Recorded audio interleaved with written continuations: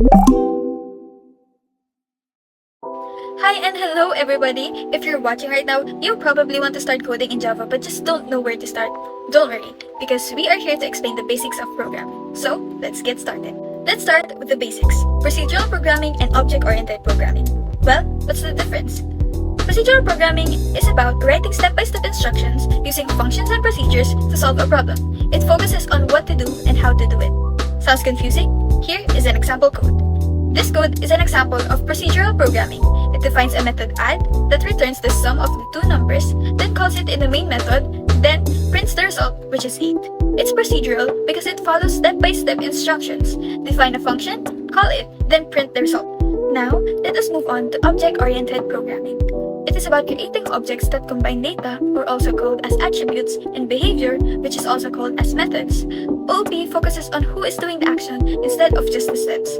Again, sounds confusing, but here is an example. In this example, this code creates a calculator class with a method add that adds up two numbers. In the main method, we make a calculator object and use it to show the answer, which is number 8. It is object-oriented programming because it uses a class and an object, the calculator, to group the data and behavior together instead of just steps. So, why is OOP so important?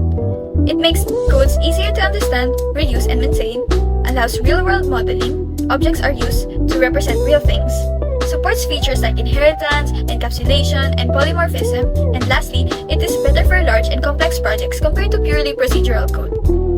Now with that out of the way, let my fellow groupmates discuss the concept of OOP to deepen your knowledge. So next is encapsulation. What is encapsulation? Encapsulation is one of the 4 fundamentals object-oriented programming concepts in Java.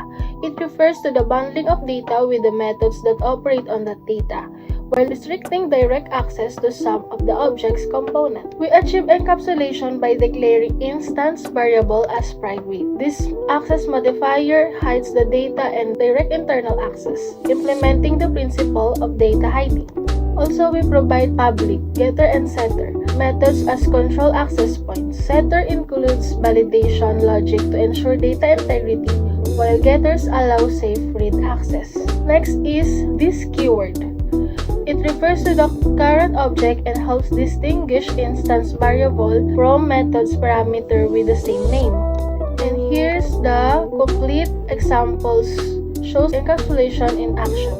Data can only be accessed through controlled methods, ensuring only valid values are accepted while invalid ones are rejected, and the age remain unchanged after invalid attempt.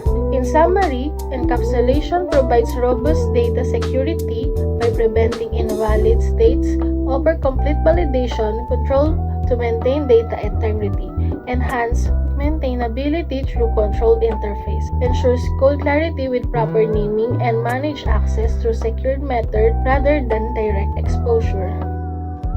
Inheritance is one of the main pillars of object-oriented programming. It lets one class borrow the properties and behavior of another class, so we don't have to write the same code again and again.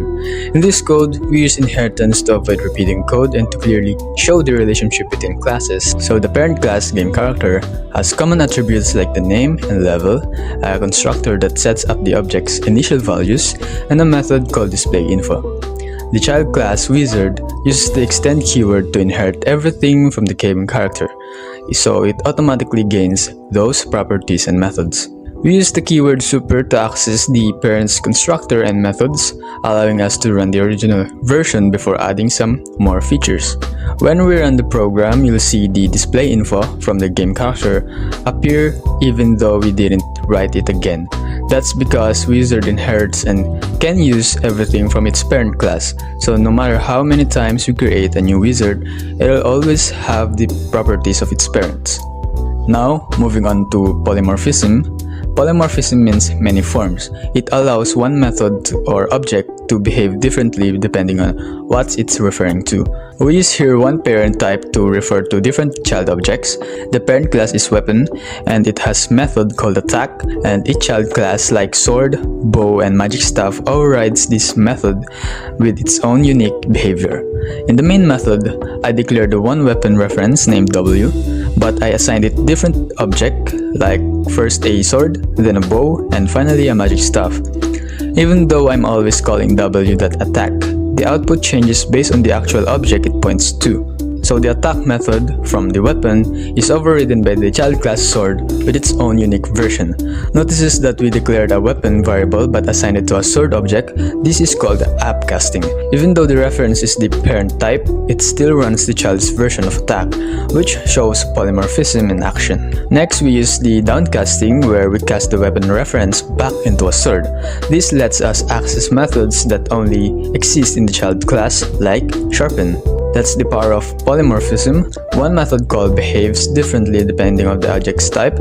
It makes the code more flexible and easier to extend without modifying the existing logic. So that's everything. I hope you guys learned something from us. Thank you for watching.